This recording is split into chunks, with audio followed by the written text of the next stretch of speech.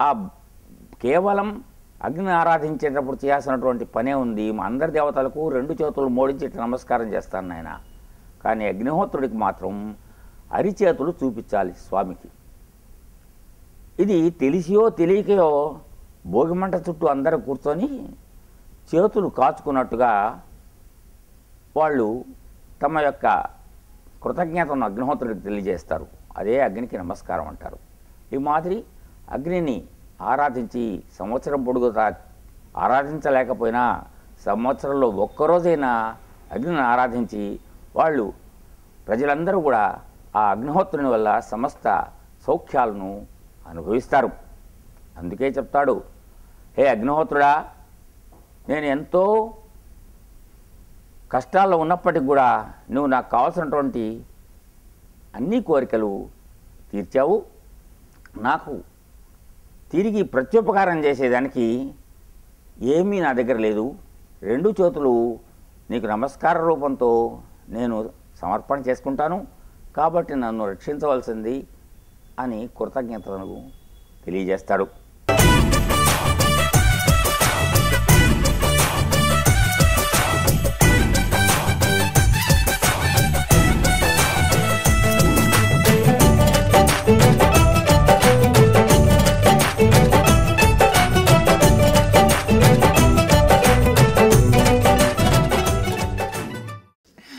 Okay viewers, and next చెప్పాను కదండి ఇంకో భోగి దగ్గరికి, అక్కడికి వెళ్దాం. చాగలన్నీ చాలా చాలా బాగున్నాయి. Thank you. చాగలు మంచి కాల్చి ఇచ్చారు.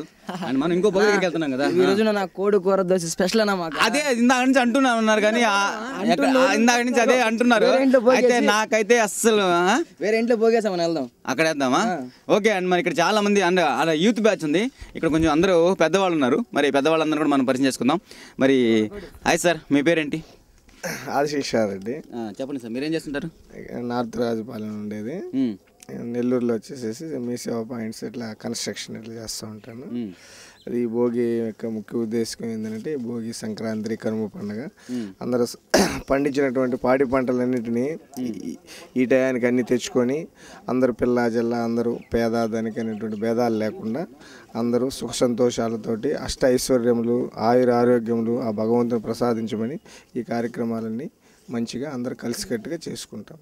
Okay, thank you sir. మంచి విషయం తెలియజేశారండి. అంటే భోగి దగ్గర అందరూ వచ్చి కూర్చుంటాం కదండి. ఇక్కడ ధనిక భేద సంబంధం లేకుండా అందరూ సమానంగా మరి పాడి పంటలన్నీ చేతికి వచ్చే సమయం ఇది. మరి ఈ సమయంలో మనం ఇలా సెలబ్రేషన్ చేసుకోవడం చాలా ఆనందంగా ఉంటుంది. అండ్ సార్, మీ పేరేంటండి? నా పేరు రమణయ్య అండి. రమణయ్య గారు, రిటైర్డ్ ఎంప్లాయీ అండి. ఓకే, చెప్పండి. ఈ భోగి సెలబ్రేషన్స్ మీ ఊర్లో ఎలా ఉంటాయి? మీరు ఎలా చిన్నప్పుడు ఎలా చేసుకునేవాళ్ళు?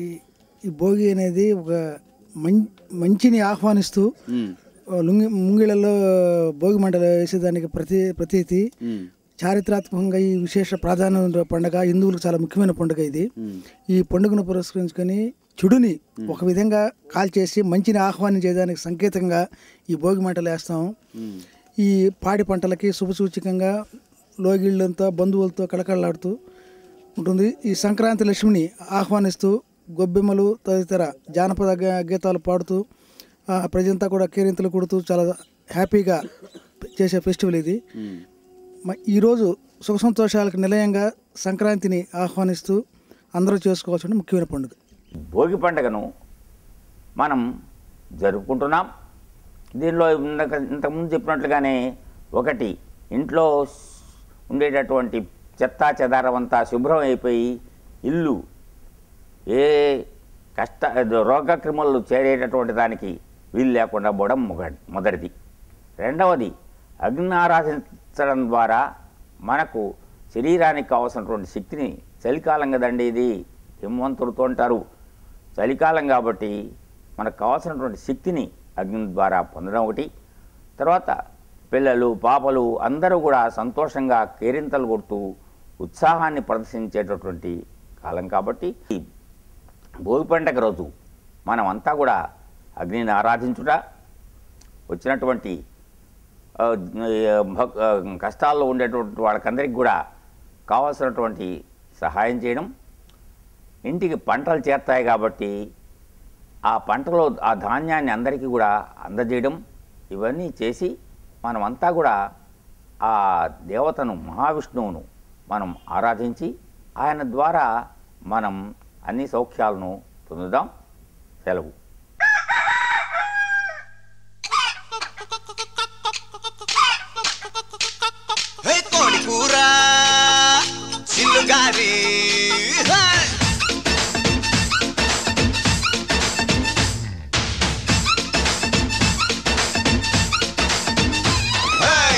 కూర చిల్లుగారి కోరే వడ్డించుకోవే ఒక్కసారి కోడి కూతే ఆపు చేస్తా నీ పక్కలోకి దూరి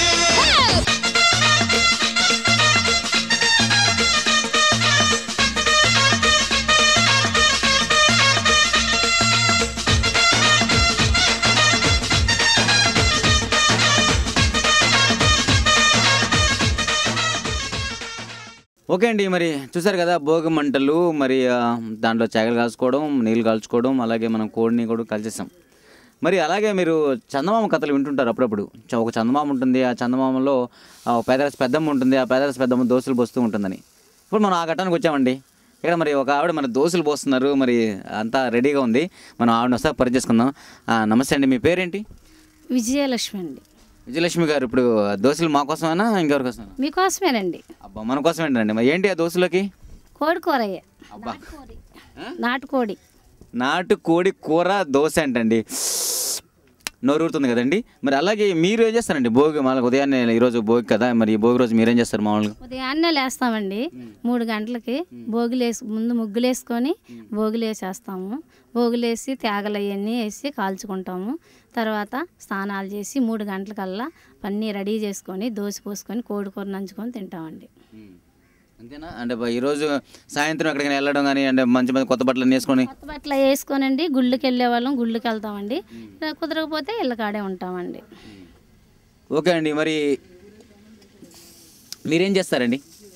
మీరేం చేస్తారు మరి ఈ భోగి రోజు? ఒకసారి మననం చేసుకోండి. పోయిన సంవత్సరం ఏం చేస్తాం మనం, ఒకసారి మననం చేసుకోండి. ఈ సంవత్సరం మీరు ఏం చేయాలనుకుంటున్నారు మననం చేసుకోండి.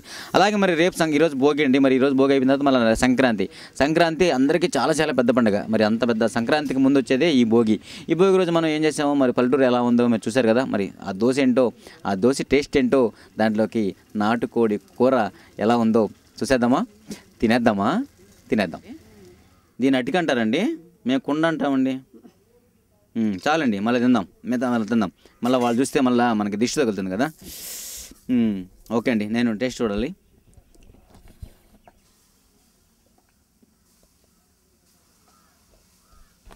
వేడి వేడి దోశ చికెన్, అబ్బా చాలా బాగుందండి. ఒక్క నిమిషం.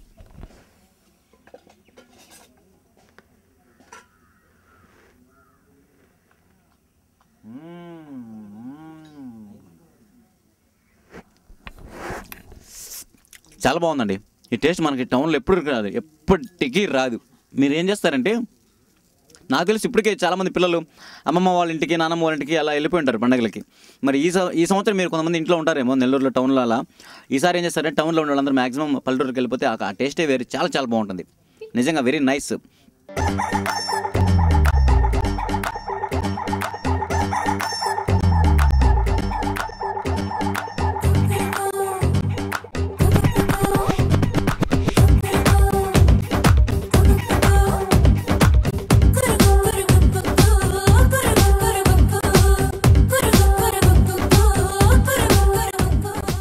చూస్తున్నారు కదండి, పల్లెటూరి వాతావరణం, పల్లెటూరి సాంప్రదాయాలు చాలా బాగున్నాయి కదా.